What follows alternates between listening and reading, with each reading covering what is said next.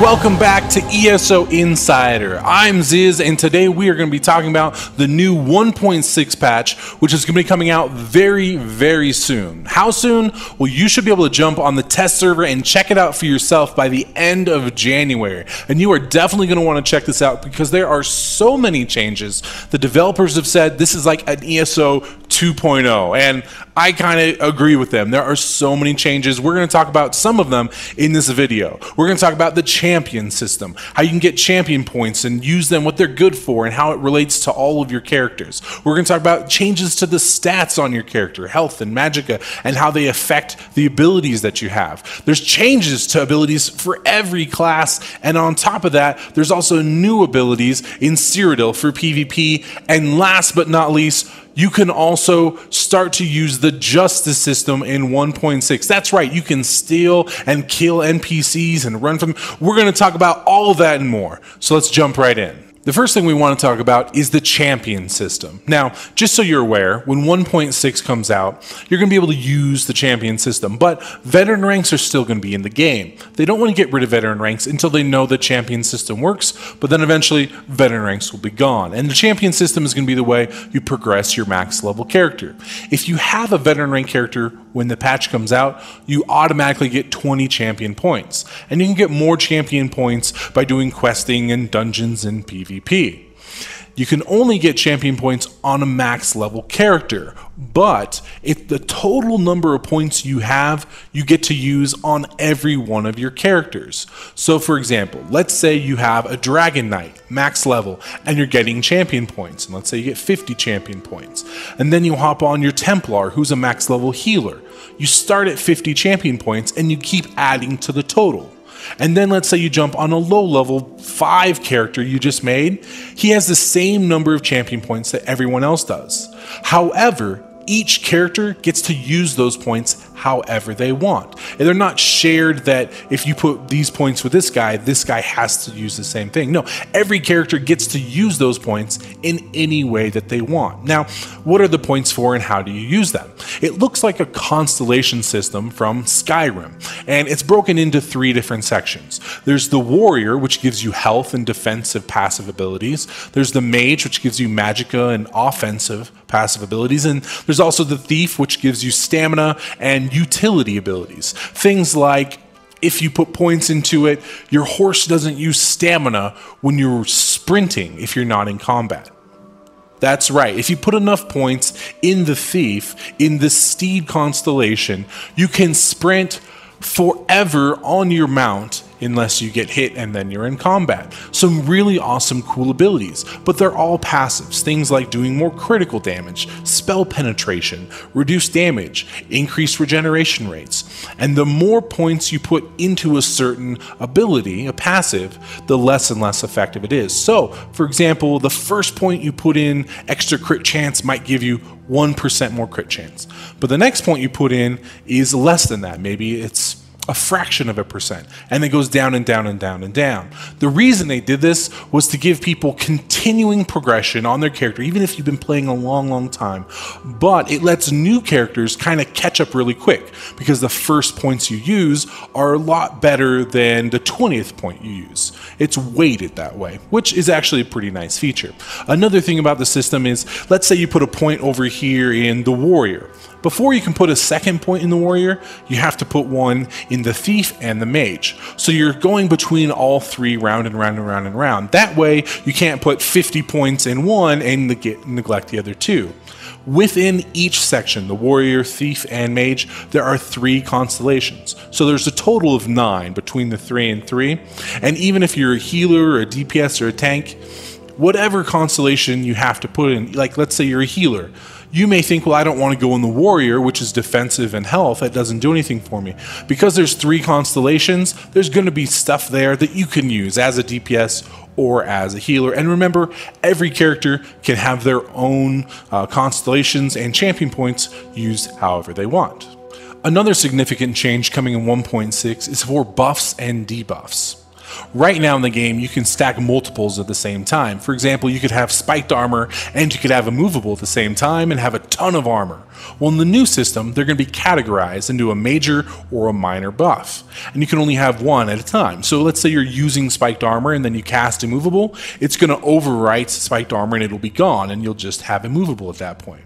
Now, each skill will still have its own duration and special secondary ability. So like immovable would still block you from CC, and then spiked armor would still return damage back to attackers. But when you're using these new abilities, you want to make sure that you're not using multiple of the same kind, because they're going to override each other, and that's kind of a waste. Another change because of the champion system are going to be your stats. They're going to be way, way higher than they were before. You might have 15,000 life. And the reason they did this is because in the champion system, there's little tiny fractions of increase. You might get 1/10 of a percentage more health. And so now with these big numbers, you can actually see that change.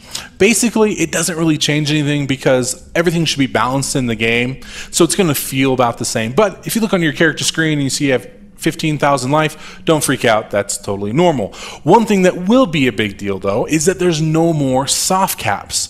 Right now in the game, you can get to a point where you have enough health or magic or regen, and going above that has diminishing returns. What this led to is a lot of people with very similar stats. Everybody's kind of got the same amount of health and same magic or regen, and it's very similar across the board because it's very easy to get to the soft cap in a lot of things. With no more soft caps, this is a really awesome change because everybody can really define what they want their character to be. If you want to be a super heavy-duty glass cannon with no life at all and put all your points into spell damage and magicka, you can do that. Or vice versa. If you want to have a ton of health and be super, super tanky, you can do that as well. And I really love this change because you're going to see a lot different specs and different play styles that we haven't seen before. Now there's one exception to this, and that is mitigation. Mitigation has a hard cap at 50% because they didn't want anybody with 100% that would be unkillable. Now, a change to go along with that is the change in armor. Right now you have light armor that has a lot of spell resistance but no physical, and heavy armor is the opposite. They're changing it in 1.6, so heavy armor has a lot of spell and physical resist, medium is medium, and light is lower. Now the developer gave some numbers that might be right or not, but in general it gives you a good idea that someone with full heavy armor might have a 25% mitigation, and someone in light armor might be 4%, and that's for both physical and magical damage. So this really gives some more options. Are you going to see a lot more people in heavy armor in PvP? Because that mitigation is a big factor. You can't just stack light armor now and block a ton of magic damage. So that's another change that I really, really like and I'm really looking forward to. Another significant change is the way abilities work, starting with ultimate. Right now in the game, you get more ultimate by doing critically hits and damage over time and AoE. There's a big difference between someone who does all of that and a tank. To help make it a little more even, the way it's going to work is if you use a light or a heavy attack, your character gets a buff, and that buff gives you 3 ultimate every second for 8 seconds.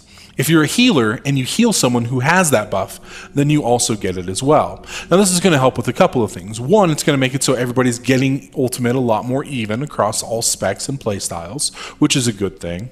Also, it's going to make it so healers can't spam heal between fights, because you would start every fight with maxed ultimate. This is going to make PvE content a little bit more challenging and even. And in PvP, you're not going to have to fight people who start every fight with an ultimate because they've been spamming heals between fights. So that's a really awesome change. In addition to that, every class is going to see some changes. They looked for skills they thought people didn't use very much. So, for example, with the Dragon Knight, the skill Inferno, right now it's like this pulsing AoE, and a lot of people don't use it.